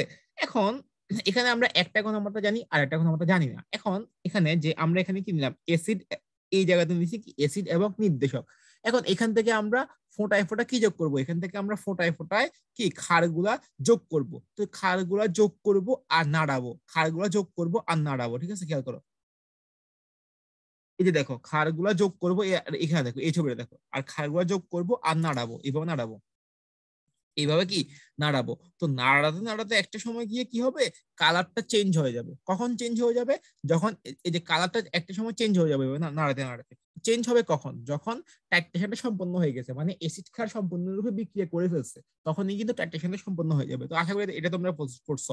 তার মানে এখানে কি কি কি কি লাগতেছে, বেসিক্যালি কনিক্যাল ফ্লাস্ক লাগতেছে, তারপর তোমার বুলেট লাগতেছে, পিপেট লাগে। পিপেট কেন লাগে, কারণ পিপেটের মধ্যে করে ওই তোমার দ্রবণটা পিপেটের মধ্যে করে আনতে হয়, এই জন্য পিপেট লাগে। তারপর মেজারের সিলিন্ডার লাগে মাপার জন্য। তো এই জিনিসগুলো লাগে আর কি। তো আশা করি চিত্র দেখে মনে পড়ছে টাইট্রেশন কি। খুব সিম্পল জিনিস এগুলো, ঠিক আছে, খুব ইজি, তবে ভুল হলে কিন্তু ভুল হয়ে যায়। এবার চলে আসি আমরা বইতে চলে আসি। টাইট্রেশন যেহেতু বললাম, তাহলে আমি আগে একটু কয়েকটা পেজ একটু দেখে বলে আসি, তাও তোমরা বলবো আমি এখানে অ্যাড করছি কিন্তু বলি নাই। খেয়াল করি এই যে দেখো, আমি বললাম না এই যে মনে করো এটা ছিল কি বুয়েটের স্ট্যান্ড, এটা হচ্ছে বুয়েট। এরপর এখানে আছে কি কনিক্যাল ফ্লাস্ক, এটা হচ্ছে কনিক্যাল ফ্লাস্ক, এখান থেকে যোগ করতেছি। তাহলে এখানে খেয়াল করো উপর থেকে একটা দ্রবণ যোগ করতেছি আর নিচে একটা দ্রবণ আছে অ্যাসিড, আর এটা হচ্ছে ক্ষার। তাহলে এখানে দেখো এখানে একটা ভুল আছে, এটা হবে জানা মাত্রার দ্রবণ, এটা হচ্ছে জানা মাত্রার দ্রবণ। এখানে দেখো বুরেট, এখানে যে দ্রবণটা নিছি এইটার ঘনমাত্রা আমরা জানি, আর নিচের ঘনমাত্রা আমরা জানি না। যাক আমি ভুল হতে পারি, উল্টো বলতে পারি, হয়তো এগুলো পড়ি নাই। দেখো তার মানে বুরেটের যে দ্রবণটা আছে এটাকে আমরা বলবো কি টাইট্রান বা টাইটার। অবশ্যই অবশ্যই মনে রাখতে হবে বুরেটে যেটা নিব। আর যেটা আমরা এখানে কনিক্যাল ফ্লাস্কে যেটা নিছি ওটাকে বলবো কি টাইট্রেট বা টাইট্রান। এই ইনফরমেশন গুলো মনে রাখতে হবে। আর যেটা আমরা কনিক্যাল ফ্লাস্কে নিছি এটা ঘনমাত্রা আমরা জানি না, এটা ঘনমাত্রা আমরা নির্ণয় করবো, ঠিক আছে। এগুলো সিম্পল হিসেবে এগুলো মনে রাখতে হবে। আর নির্দেশক কি, এগুলা কোনটা কোন নির্দেশক ব্যবহৃত হয় একটু করে পড়লে পড়লে, না পড়লে নাই। আর তবে এই চারটা শিখতে হবে। এবং আমি জানি পরিমাণগত রসায়নে তোমাদেরকে এরকম একটা বড় চার্ট শিখাইছে, তো এটা একটু কষ্ট করে শিখবা যে তীব্র তীব্র অ্যাসিড মৃদু ক্ষার, মৃদু অ্যাসিড তীব্র ক্ষার। আর তীব্র অ্যাসিড তীব্র ক্ষারের ক্ষেত্রে সকল রকমের নির্দেশক ব্যবহার করা যায়। মৃদু অ্যাসিড তীব্র ক্ষারের ক্ষেত্রে কোনো উপযুক্ত নির্দেশক নেই। বেসিক্যালি শিখতে হয় এই দুইটা, এগুলো শিখতে হবে ভালো করে, একটু শিখবা কষ্ট করে, এগুলো থেকে এমসিকিউ আসে, ঠিক আছে। আর এগুলো তোমাদেরকে পড়াচ্ছি, আমি পড়াচ্ছি না, অম্লে ক্ষারকত্ব খারাপ অম্লত্ব, ঠিক আছে। ম্যাথ গুলো করাইছি আশা করি, বা করাবে ভবিষ্যতে ম্যাথ ক্লাসে। এখন দেখো তাহলে, তাহলে আমরা কি টাইট্রেশন তো আমরা হালকা করে দেখা দিলাম, টাইট্রান টাইটার এগুলো কি এগুলো বলে দিলাম। এখন চলে আসো, আমরা এখানে কিছু যন্ত্রপাতি ব্যবহার করি, সেই যন্ত্রপাতিগুলোর নাম এবং কাজ শিখতে হবে আমাদেরকে। একটা হচ্ছে মেজারিং সিলিন্ডার, এই যে দেখো এটাই হচ্ছে মেজারিং সিলিন্ডার। মেজারিং, মেজার মানে কি পরিমাপ করা, মেজারিং সিলিন্ডার, মেজারিং সিলিন্ডার এটার কাজ কি পরিমাপ করার জন্য। যখনই বলবে পরিমাপ করার জন্য কোনটা ব্যবহার করব তখনই অ্যান্সার করতে হবে মেজারিং সিলিন্ডার। তাহলে কি বলছি, যখনই বলবে পরিমাপ করার জন্য কোনটি ব্যবহৃত হয় তখনই অ্যান্সার করতে হবে মেজারিং সিলিন্ডার। আর এটা একটু পড়লে পড়লে, না পড়লে নাই। আর এখানে সর্বনিম্ন কতটুকু তরল মাপা যায়, 1 ml, ঠিক আছে। এখন দেখো লোয়ার মিনিসকাস কি একটু পরে দেখাবো। এখন দেখি আমরা, তাহলে আমরা একটা পড়ে ফেললাম মেজারিং সিলিন্ডার। এবার চলে আসি আয়তনিক ফ্লাস্ক, অপর নাম কি মেজারিং ফ্লাস্ক, আর একটা নাম আছে সেটা কি ভলিওমেট্রিক ফ্লাস্ক। তিনটা নামই শিখতে হবে, তিনটা নামই শিখতে হবে অবশ্যই অবশ্যই অবশ্যই। তাহলে আমরা পড়ছি কি মেজারিং সিলিন্ডারের কাজ কি পরিমাপ করা। যদি কোশ্চেন আসে মেজারিং ফ্লাস্কের কাজ কি, মেজারিং ফ্লাস্ক, মেজারিং ফ্লাস্ক যে কথা, ভলিওমেট্রিক ফ্লাস্ক সেই কথা, আয়তনিক ফ্লাস্ক সেই কথা। খেয়াল করি, এটার কাজ হচ্ছে দ্রবণ তৈরি করা। এটার মধ্যে আমরা এই যে এটাই হচ্ছে যে কি, এটা হচ্ছে যে কি, এটা হচ্ছে কি এই ভলিওমেট্রিক ফ্লাস্ক বা মেজারিং ফ্লাস্ক বা আয়তনিক ফ্লাস্ক। এটার মধ্যে আমরা দ্রবণ তৈরি করব, এটার মধ্যে আমরা দ্রবণ তৈরি করব। এইটা দিয়ে মাপছি আর এটা দিয়ে তৈরি করব, মানে এটার মধ্যে তৈরি করব আর এটার মধ্যে মাপবো। তাহলে মেজারিং ফ্লাস্কের মধ্যে আমরা কি করব, দ্রবণ তৈরি করার জন্য, দ্রবণ তৈরি করার জন্য যখনই কোশ্চেন আসবে কোন প্রমাণ দ্রবণ তৈরি করার জন্য কোনটি ব্যবহার করা হয়, অ্যান্সার কি হবে মেজারিং ফ্লাস্ক বা ভলিওমেট্রিক ফ্লাস্ক বা আয়তনিক ফ্লাস্ক। মনে রাখা যাবে আশা করতেছি, ঠিক আছে। এই যে এগুলো লিখছে, এ ফ্লাস্কে যে কোনো ঘনমাত্রার প্রমাণ দ্রবণ তৈরি করার জন্য ব্যবহার করা হয়। ফ্লাস্কের গায়ে টিসি লেখা আছে, টিসি, টিসি মানে কি to contain, to contain, to contain, এটা এটা কিন্তু ধারণ করতেছে। এখানে যেহেতু দ্রবণ তৈরি করতেছি, দ্রবণ গুলো এখানে থাকতেছে, তার মানে এটা দ্রবণ ধারণ করতেছে, এই জন্য এখানে লেখা আছে কি টু কন্টেইন। আর যেগুলা দিয়ে দ্রবণ স্থানান্তর করব, মানে এক স্থান থেকে আরেক স্থানে নিয়ে যাব, সেগুলোর গায়ে লেখা থাকবে টি ডি, মানে টু ডেলিভার। তাহলে যেটার মধ্যে দ্রবণ কি, যেটা দ্রবণ ধারণ করবে, মানে যেটার মধ্যে দ্রবণ রাখবো সেটাকে বলা হবে টু, সেটার মধ্যে লেখা থাকবে টু কন্টেন বা টি সি। আর যেটা দিয়ে দ্রবণ স্থানান্তর করবো সেটার মধ্যে লেখা থাকবে টু ডেলিভার বা টি ডি। ওকে, আর একটা কথা সেটা হচ্ছে কি এই এমসিকিউ গুলো অবশ্যই অবশ্যই সলভ করতে হবে, এগুলো থেকে কোশ্চেন আসতে পারে। এবার চলে আসি বুলেট। বুলেট, বুলেটের মধ্যে যে ইনফরমেশনটা না মনে না রাখলেই নয় সেটা হচ্ছে বুলেটের একটি ক্ষুদ্রতম ভাগের আয়তন কত, 0.1 centimetre, 0.1 centimetre cube, 0.1 centimetre cube, ঠিক আছে। এটাই হচ্ছে অ্যান্সার। ওকে, অবশ্যই অবশ্যই অবশ্যই মনে রাখতে হবে। এবং বুলেট, বুলেট কি কাজে ব্যবহার করা হয়, টাইট্রেশন, টাইট্রেশনের সময়। আমি দেখালাম না যে টাইট্রেশনের সময় তোমার যে একটা অ্যাসিডের মধ্যে বুলেট আটকানো থাকে, এটা হচ্ছে যে বুলেট, ঠিক আছে। এবার চলে আসি পিপেট, এবার চলে আসি পিপেট, পিপেট পিপেট পিপেট, ঠিক আছে। পিপেট, পিপেটের কাজ কি, যে বললাম যেগুলা দ্রবণ স্থানান্তর করবে ওগুলা গায়ে লেখা থাকবে কি টিডি, টু ডেলিভার। এই যে এখান থেকে দ্রবণটা মুখ দিয়ে টেনে পিপেটের মধ্যে নিল, এরপর এখান থেকে পিপেটের মাধ্যমে দ্রবণটা কোথায় এই কনিক্যাল ফ্লাস্কে স্থানান্তর করলো, তার মানে কি এটা দ্রবণ স্থানান্তর করতেছে। এইটার গায়ে লেখা থাকবে কি টি ডি, টু ডেলিভার। ওকে, আশা করি পারা যাবে। এখন পিপেট আছে দুই প্রকার, সাধারণ পিপেট, দাগান্বিত পিপেট, বংশং পড়লা। আবার তোমার খেয়াল করো,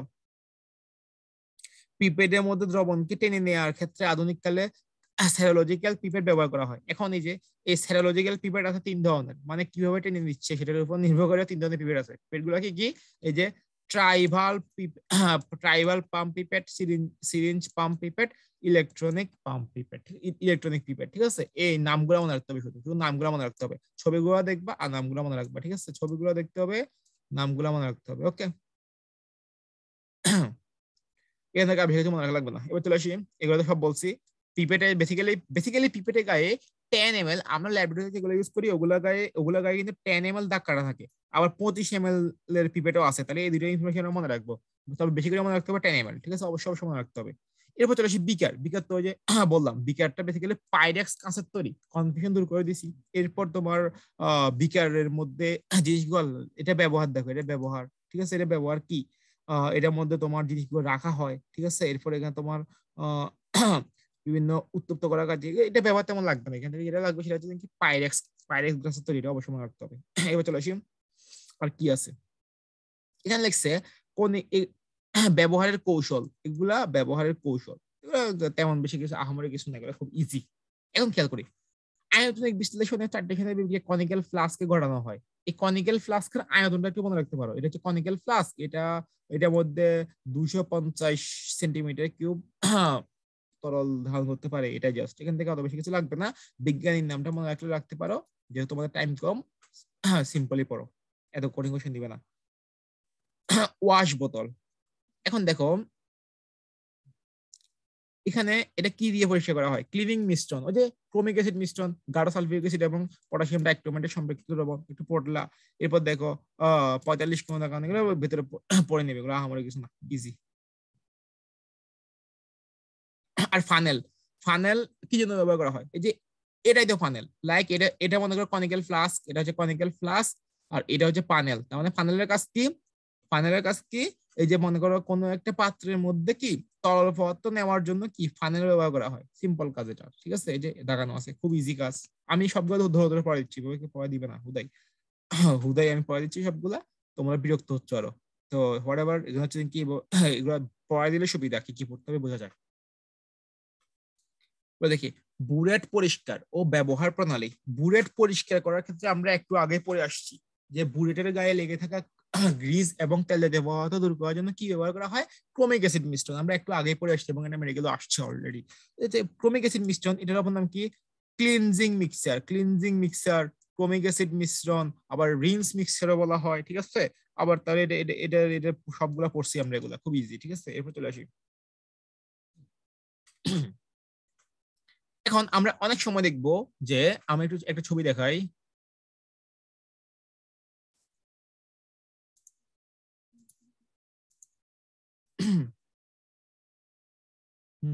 আমরা অনেক সময় দেখবো যখন আমরা অনেক সময় তরলে মাপ নেওয়ার সময় আমরা দেখবো এরকম একটা দাগ সৃষ্টি হয়, এই যে এরকম, মানে এভাবে নিচু করে এসে আবার উপরে উঠে যায়, এরকম কিছু একটা সৃষ্টি হয়, তখন আমরা কনফিউশনে পড়ে যাই, আমরা উপরের দাগটা কাউন্ট করব নাকি নিচের দাগটা কাউন্ট করব।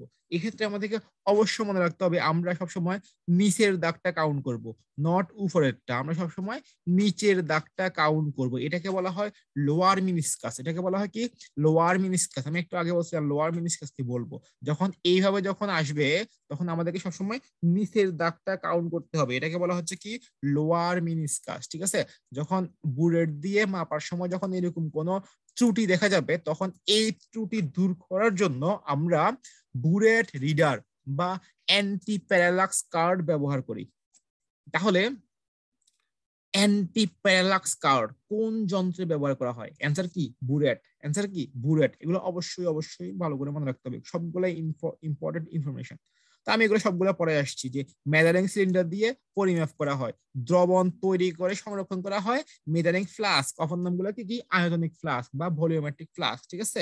তারপরে বুলেটের কাজ কি টাইটেশনে ব্যবহার করা হয়, পিপেট স্থানান্তরের কাজে ব্যবহার করা হয়, টু ডেলিভার লেখা থাকে, ঠিক আছে। সিম্পল কোশ্চেন, সব ইজি। এই যে যেটা বলে আসছি, দ্রবণ স্থানান্তরের জন্য কি ব্যবহার করা হয়, পিপেট, খুব ইজি, সবগুলো ইজি কোশ্চেন এখানে। বুলেটের সাহায্যে সর্বনিম্ন কত, 0.1 সেন্টিমিটার কিউব, এটা বইতেই আছে এমসিকিউ হিসাবে, ঠিক আছে। আমরা এই জিনিসটা আমরা লাস্টের দিকে পড়বো, এটা একটু কমপ্লেক্স।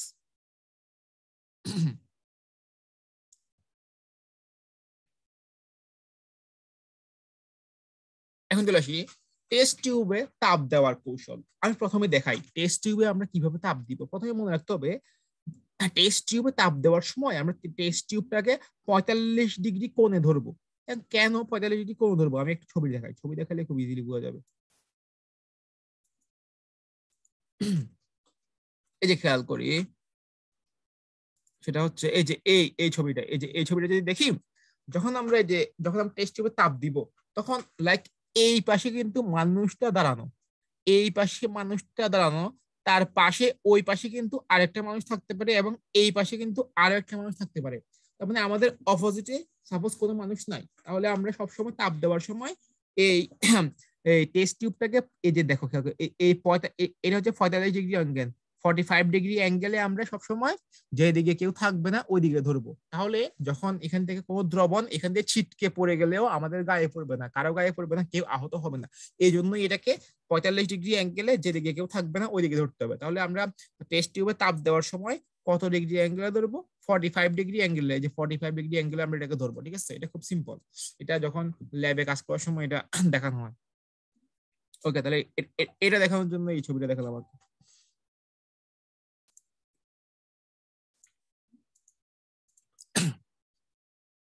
তাহলে আমরা এটা খুব ইজিলি মনে রাখতে পারতেছি। ঠিক আছে, এরপর চলে আসি বিকার ও কনিক্যাল ফ্লাক্সে তাপ দেওয়ার কৌশল। তো এগুলো আসলে আমি তেমন কিছু দেখতেছি না, আমরা ক্লাস 9-10 থেকে দেখে আসতেছি। আমরা যখন তার জলের উপর তাপ দিব তখন এখানে একটা কি অ্যাসবেস্টস ফেস্টের প্রলেপ দেওয়া হয়। ঠিক আছে, তো এটা কেন দেওয়া হয়? তাপটা সমানভাবে চারদিকে ছড়াই পড়ার জন্য প্রলেপটা দেওয়া হয়। ঠিক আছে, এগুলো খুব সিম্পল।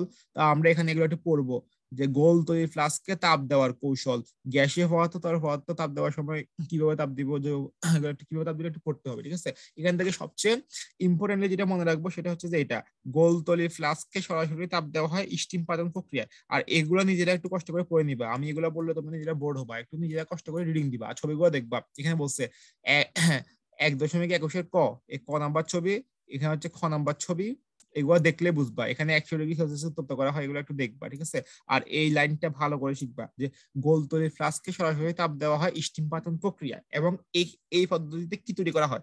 অ্যানিলিন প্রস্তুতি। তার মানে স্টিম পাতন প্রক্রিয়া কি প্রস্তুত করা হয়? অ্যানিলিন প্রস্তুতি। ঠিক আছে, এটা একটু পড়বা। ওকে, এবার দেখো পোর্সেলিন বাটি উত্তপ্তকরণ। এখন এখানে কিন্তু কয়েকটা ইনফরমেশন খুব ভালো করে মনে রাখতে হবে। কি কি? স্পেসিফিক কয়েকটা ইনফরমেশন। এটা হচ্ছে পোর্সেলিন বাটি সিরামিকের তৈরি, সাদা বর্ণের, খুব সিম্পল ইনফরমেশন। এখন আরেকটা আছে যে অ্যাকুয়ারেজিয়া বা রাজঅম্ল। অ্যাকুয়ারেজিয়া অপর নাম কি? রাজঅম্ল। এইটার সংকেত মনে রাখতে হবে। এটা সংকেত কি? HNO3 plus 3ACl। অবশ্যই অবশ্যই মনে রাখতে হবে, 1 মোল HNO3, 3 মোল HCl। তাহলে কোশ্চেন আসতে পারে যে রাজ অম্লের HNO3 এবং HCl এর অনুপাত কত? অ্যান্সার কত? 1:3। আবার যদি বলে HCl এবং HNO3 অনুপাত কত, তখন অ্যান্সার হবে কত? 3:1। ভালো করে মনে রাখতে হবে কোনটা কত মোল আছে। এখানে দেখো, এখানে 3 আছে, এখানে কিছু নাই, তার মানে এখানে 3 দিবা। ঠিক আছে, সিম্পল হিসাব, ওই সিম্পল মনে রাখবা। অ্যাকুয়ারেজিয়া রাজ অম্ল সংকেতটা অবশ্যই অবশ্যই মনে রাখতে হবে। ঠিক আছে, আর এই লাইনটা থেকে মনে হয় কোশ্চেন আসছে, এক গ্লাস রড অথবা টেফনল রড দিয়ে নাড়াতে হবে। তাহলে কোন রড দিয়ে নাড়াতে হবে? টেফনল রড। কোন রড দিয়ে নাড়াতে হবে? টেফনল রড। আরে এই যে গ্লাস রড দিয়ে নাড়াবো, এই গ্লাস রড কিসের তৈরি? টেফলনের তৈরি। ঠিক আছে, অবশ্যই অবশ্যই মনে রাখতে হবে। এগুলো একটু পড়বা, দাগানগুলো পড়বা, এখান থেকে কয়েকটি ইনফরমেশন খুব ভালো করে মনে রাখতে হবে। এখন দেখো ওয়াটার বাথ। ওয়াটার বাথের সর্বোচ্চ তাপমাত্রা 99 ডিগ্রি সেলসিয়াস হতে পারে, এটা একটু পরেই আছে। এবং ওয়াটার বাথকে কিন্তু পানিগাহ বলা হয়। ওয়াটার বাথকে কি বলা হয়? পানিগাহ। ঠিক আছে, ভালো করে মনে রাখবো, ওয়াটার বাথকে অপর নাম কি? পানিগাহ। এবার দেখি আমরা ওয়াটার বাথ ব্যবহৃত হয় কোন সময়? উদ্বায়ী উদ্বায়ী জৈব প্রস্তুতি বেলায় ওয়াটার বাথ ব্যবহৃত হয়। তাহলে উদ্বায়ী জৈব প্রস্তুতি বেলায় কোনটি ব্যবহৃত হয়? Water bath. উদ্বায়ী জৈব প্রস্তুতি বেলায় কোনটি ব্যবহৃত হয়? Water bath. অবশ্যই অবশ্যই অবশ্যই মনে রাখতে হবে। এবার দেখো রাসায়নিক পদার্থ শুষ্ককরণের জন্য সাধারণত কি? ডেসিকেটর ব্যবহৃত হয়। ডেসিকেটর একটা ডেসিকেটরের ভেতরে কি রাখা হয়? Calcium chloride. অবশ্যই অবশ্যই মনে রাখতে হবে, এই লাইনগুলা অবশ্যই অবশ্যই মনে রাখতে হবে, এগুলো খুব ইম্পর্টেন্ট। ঠিক আছে, এরপরে আবার এরপরে যে ইনফরমেশন গুলো এগুলো খুব খুব খুব ইম্পর্টেন্ট। 1 মিনিট পরে আসতেছি।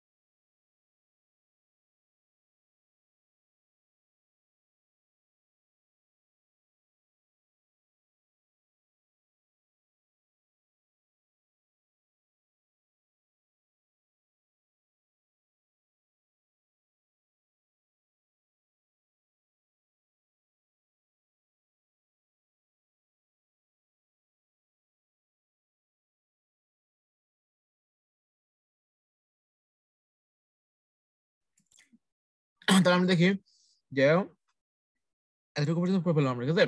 এবার দেখি আমরা শুষ্ককারক বা ড্রাইং এজেন্ট কি দেখছে, শুষ্ককারক বা ড্রাইং এজেন্ট। তার আগে আমরা এগুলা পড়ার আগে কিছু জিনিস দেখে আসি। এখান থেকে যেহেতু তোমাদের টাইম কম, এগুলা বুঝাও লাগবে না, কোনোটা সংজ্ঞাও লাগবে না, জাস্ট উদাহরণ, জাস্ট এক্সাম্পল, জাস্ট এক্সাম্পল। অবশ্যই অবশ্যই অবশ্যই। আর যাদের ইন্টারেস্ট আছে তারা লাইনগুলো পড়ে দেখবা, ঠিক আছে। আমি এখানে যদি লিখে দিছি, এখানে আমি একসাথে লিখে দিছি, যাদের ইন্টারেস্ট আছে তারা এগুলা পড়ে পড়ে দেখবা, ঠিক আছে। আমি একটু বলে দিই কি কি পদার্থ আছে।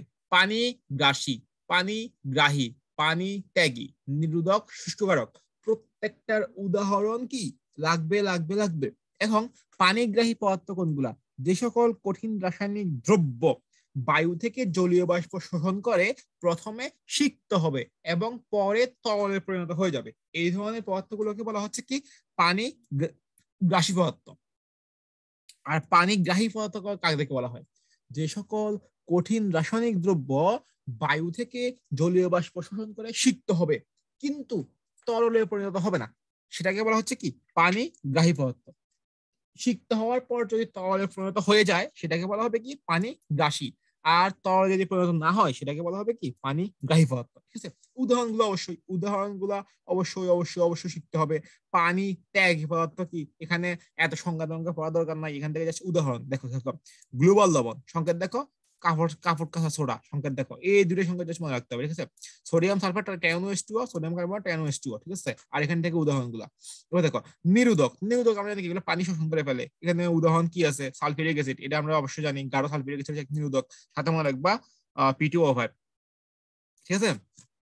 এবার দেখো শুষ্ককারক পদার্থ কি কি আছে, এগুলো আমরা বইতেও পড়বো, তো এই উদাহরণগুলো আমরা পড়বো, ঠিক আছে। এখানে তো প্যারা নেওয়ার কিছু নাই। এবার চলে আসি, এই যে দেখো শুষ্ককারক বা ড্রাইং এজেন্ট, এই যে এখানে যেগুলো লেখা আছে শুষ্ককারক দেখো, বুঝছো। তো আমরা এখান থেকে পড়বো শুষ্ককারক কি কি আছে। শুষ্ককারক পদার্থকে ডেসিকেটিং এজেন্ট বলা হয়। কঠিন শুষ্ককারক কি কি আর তরল শুষ্ককারক কি কি, অবশ্যই অবশ্যই খুব ভালো করে শিখতে হবে। এগুলো আমি মুখে বলে দিলেও মুখস্থ হবে না, তোমাদেরকে মুখস্থ করতে হবে, এই জন্য আমি এগুলো মুখে বলতেছি না। এগুলো অবশ্যই অবশ্যই শিখতে হবে, তোমার টাইম নষ্ট করে লাভ নাই, আমি জাস্ট দেখা যাচ্ছি কিভাবে কি পড়তে হবে। এগুলা অবশ্যই অবশ্যই অবশ্যই শিখতে হবে, ভালো করে মুখস্থ করতে হবে, খুব ইম্পর্টেন্ট এগুলো। এগুলো থেকে কন্টিনিউয়াসলি কোশ্চেন থাকবে, কোচিং পরীক্ষা বলো, মহালয় বলো, সব জায়গায়। এরপর দেখো এটা আমি একটু জুম করি, ওখানে যে পেজটা আমি অ্যাড করছি একটু আগে দেখালাম, ওখান থেকে বেসিক্যালি ওখানের উদাহরণগুলো সব আমি এখানে অ্যাড করে দিছি। পানি গ্রাসী, পানি গ্রাহী, পানি ত্যাগী, তারপর তোমার আর কি কি আছে, আর গুলো তো এখানে আছেই, নিরোধকও আছে। আর এখানে তোমার এই যে যেটা আছে আর কি শুষ্ককারক, এগুলো কিন্তু বইতে আছে। তার মানে আমি যেগুলা যেগুলা হাতের ছেলে বইতে নাই, এই তিনটে এগুলো আমি এখানে অ্যাড করে দিছি, ঠিক আছে। উদাহরণগুলো খুব ভালো করে পড়ে ফেলবা, এখান থেকে লিখে ফেলবা, বইতে অ্যাড করে ফেলবা, আমার বইটা দেখে দেখে সব অ্যাড করে ফেলবা, ঠিক আছে। এগুলো পড়লে আশা করি হবে।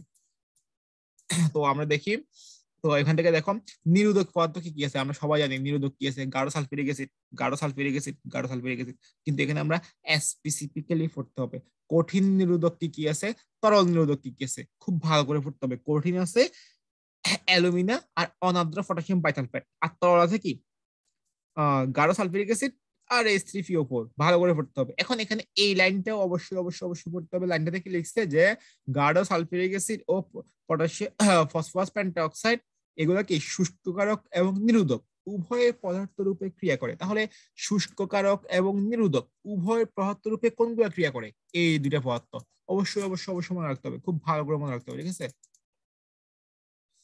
আর এগুলো পড়লে না পড়লে না, এটাও পড়ে দেখা উচিত, ওকে।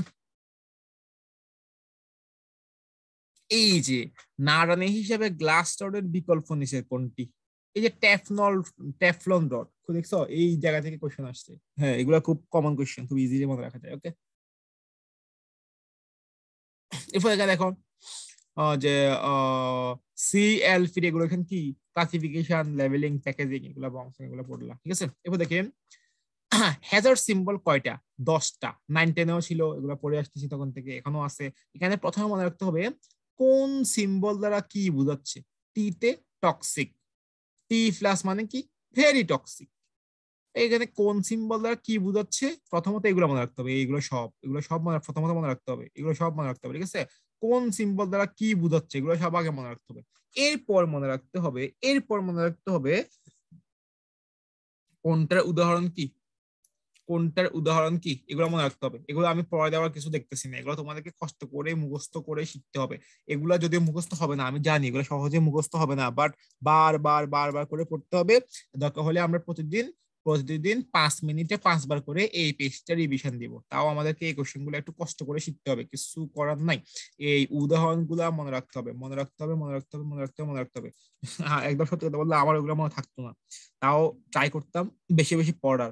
বাই চান্স মনে করো কি ঠিক আছে মনে থাকে না, কিন্তু কিছু কিছু তো মনে থাকবে। মনে করো তুমি পড়লা, তোমার অর্ধেক মনে থাকবে, তো পরীক্ষা যদি আসে দেখলা ওর অর্ধেক থেকে চলে আসলো, এটা তোমার লাক না, তাও পড়তে হবে, চেষ্টা তো করতে হবে। হবে কি হবে না সেটা পরের ব্যাপার, আগে চেষ্টা করতে হবে শেখা, ঠিক আছে? শেখার চেষ্টা করলে শেখা যাবে। আর মনে করো সবকিছু শিখতে না পারলেও যেগুলো শিখবা ওগুলো থেকে কিন্তু কমন চলে আসতে পারে। এমন কমন আসবে না এরকম কোনো গ্যারান্টি নাই। মনে করো তুমি 10টার মধ্যে 3টা শিখছো, দেখা গেল ওই 3টা থেকে একটা চলে আসছে পরীক্ষায়, আসতে পারে না, আসতেই পারে। ওকে, সো যে হবে না পারবো না এগুলো চিন্তা করে লাভ নাই, হবে, হওয়ার থাকলে অবশ্যই হবে, ঠিক আছে? তো আগে আমাদেরকে সংখ্যাগুলো এবং নামগুলো শিখতে হবে, পাশাপাশি সবগুলো উদাহরণ শিখতে হবে, ঠিক আছে? একটু কষ্ট করে শিখে ফেলবো। সংকুচিত গ্যাসগুলো শিখে ফেলবা। সংকুচিত গ্যাস কোনগুলা? সংকুচিত গ্যাস একটা একটা জিনিস খেয়াল করো, NH3, অ্যামোনিয়া আর মিথেন, এই দুইটা যদি আমরা বাদ দিই, এই দুইটা বাদ দিলে সবকিছু সবগুলোর মধ্যে টু আছে, carbon dioxide, Cl2, C2H2, Cl2, বংসং 2, সবগুলোর মধ্যে শুধু টু টু আর টু, ঠিক আছে? তাহলে এগুলো একটু কষ্ট করে ধীরে মনে রাখা যাবে যাতে টু আছে। আর এখানে NH অ্যামোনিয়া আর মিথেন, মিথেন আর অ্যামোনিয়া, ঠিক আছে? এগুলো একটু কষ্ট করে মনে রাখবো, সংকুচিত গ্যাস। আর এরপর এখানে উদাহরণগুলো একটু মনে রাখলা, কোনটা কি পদার্থের উপর কাজ করতেছে একটু কষ্ট করে মনে রাখার ট্রাই করতে হবে, ঠিক আছে? যেহেতু আমাদের সময় কম, শর্ট টাইমের মধ্যে তো শেষ করতে হবে, তাই আমি আর বেশি করে পড়ায় পড়ায় বিরক্ত করতেছি না। তো এগুলো তোমরা কষ্ট করে উদাহরণগুলো মনে রাখতে হবে, এগুলো পড়া দেওয়ার কিছু নাই, ঠিক আছে? একটু কষ্ট করে এগুলো পড়তে হবে। এখন দেখো ট্রিফয়েল, ট্রিফয়েল কি? রশ্মি চিহ্ন রূপে কি ব্যবহৃত হয় ট্রিফয়েল? তুমি দেখলাম মনে করলো, তুমি মনে করলো যে কি এখান থেকে সব খুব কঠিন কোশ্চেন আসবে, তাই আমি এটা পড়বো না। কিন্তু দেখা গেল পরীক্ষায় কোশ্চেন আসলো যে ট্রিফয়েল, আন্তর্জাতিক রশ্মি চিহ্ন কি? ট্রিফয়েল। দেখা গেলো এটা পারলা না। কোশ্চেন আসলো যে রশ্মি পরে কি হয়, শরীরে ক্যান্সার হয়, পারলা না, তখন কি করতে হবে? একবার কিন্তু এই কোশ্চেনটা আমি পরীক্ষায় আসছে একবার, যে বিশেষভাবে নির্মিত লেড ধাতুর পাত্রে, তো এই ধরনের কোশ্চেন কিন্তু আসতে পারে। তো আসতে পারলে তখন কি মনে করো কি এটা তো আমাদের বইতে নাই, অন্য বই থেকে আসলো, তখন দেখলা কেউ পারবে না, পারলে পারলেও শতকরা 2জন পারবে। তো এইগুলো নিয়ে প্যারা খাওয়ার কিছু নাই, তাও একটু কষ্ট করে পড়ার ট্রাই করবো। যে রাখে জারক পদার্থ, জারক পদার্থ গুলো কি কি তোমরা দিলে পারবা। ক্ষয়কারক পদার্থ দেখলে বুঝবে এগুলো কি, কোনগুলো ক্ষয়কারক পদার্থ। গাঢ় অ্যাসিড, গাঢ় ক্ষার, গাঢ় অ্যাসিড, গাঢ় ক্ষার, এগুলো সব কি ক্ষয়কারক পদার্থ, ইজিলি বোঝা যাচ্ছে।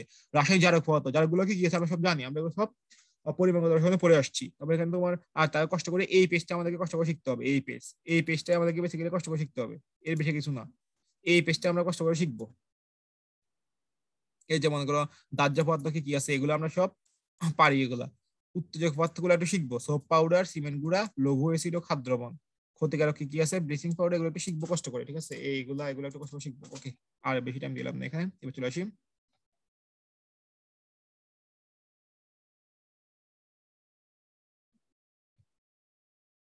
তাহলে দেখে যদি দেখি যে ক্ষয়কারী রাসায়নিক পদার্থের সংজ্ঞা, ক্ষয়কারী এসিড দ্রবণের পিএইচ এর মান 2 এর কম, এগুলো খুব ইজি, এগুলো প্যারা কিছু নাই, এগুলো খুব ইজি। দেখো এগুলো এগুলো এগুলো এইচএসির জন্য ইম্পর্টেন্ট ছিল, এখন লাগে না।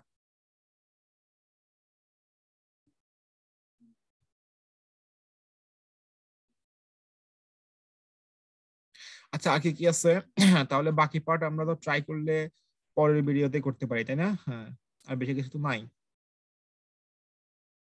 আর বেশি কিছু নাই।